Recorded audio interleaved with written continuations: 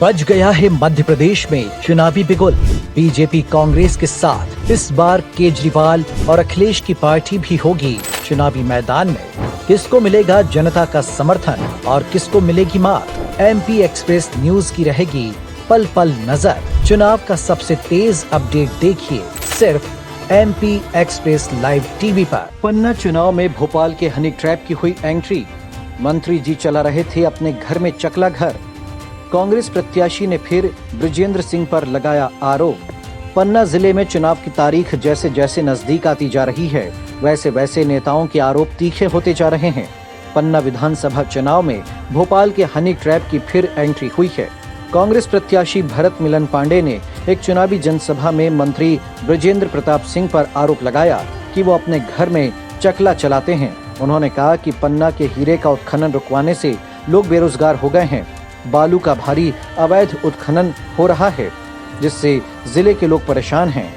भोपाल के खनन माफिया से पन्ना की रेत खुदवाई गई।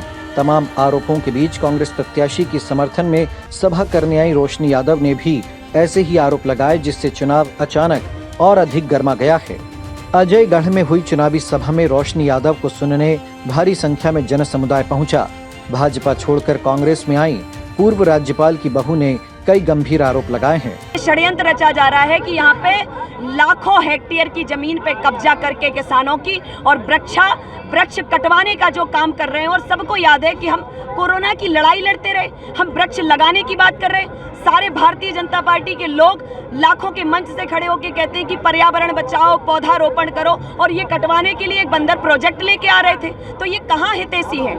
यहाँ पर रेत को लेकर गुंडा राज बताया गया, बोला गया, क्या है इसके? ये गुंडा राज है भाई। किसानों की जो है खेत की जमीनों को खनन की खदानों में बदल दिया, और लोग होशंगाबाद और पता नहीं कहां से बाहर के ठेकेदार आते हैं। अगर रोजगार देना है और यहाँ खनन पाया जाता है तो यहाँ के लोगों को दे। अभी सीएम शिवराज सिंह चौहान जी आए थे, उन्होंने पन्ना जिले में मेडिकल कॉलेज की घोषणा की है। मेडिकल कॉलेज की घोषणा छतरपुर जो हमारे संसदीय क्षेत्र के सांसद हैं, मेडिकल कॉलेज की घोषणा के लिए कई बार नारियल चटकाए गए, लेकिन आज तक छतरपुर में मेडिकल कॉलेज नहीं आया। और 2018 में मोदी आए थे तो छतरपुर विधानसभा की और पन्ना की 5 विधानसभा पूरा जिला ये जीता था। और अब की बार मोदी आए हैं तो जितनी हमारी रह गई थी अब वे भी सोपड़ा साफ कर दिया जाए। मध्य प्रदेश में कितनी सीटें आ रही हैं आपकी? इस बार पूरा 150 यानी कि 150 पार होके जाएगी मध्य प्रदेश। आप अभी क्या हिंदुस्तान को आजाद नहीं मानती क्या मोदी सरकार? बिल्कुल, भारतीय जनता पार्टी ने जकड़ दिया है। आज यहाँ कोई अपने मुख से अगर डर भय के कारण डर भय में दबा हुआ है, अपने हक की लड़ाई नहीं लड़ पा रहा। हम जैसे बेटा बेटी पढ़े लिखे इस मध्य प्रदेश के लोग रोजगार मांगते हैं। अगर किसान अपना हक मांगता है तो आप धरने पे अगर बैठते हैं तो आप जेल में डाल देते हैं। ये आजादी है। जब आजाद देश में हमारी कांग्रेस पार्टी ने और सत्ता में बैठाया, हम लोगों को स्वतंत्रता दी है, तो स्वतंत्रता का और लोकतंत्र को चरमरा के धज्जियां उड़ाने का काम भारतीय जनता पार्टी कर रही। इसलिए मध्य प्रदेश की जनता इनको सबक सिखाएगी। वहीं कांग्रेस प्रत्याशी के आरोपों से राजनीतिक भूचाल आ गया है। मंत्री जी के भाई, मंत्री जी के बहू, घरवाली लिप्त है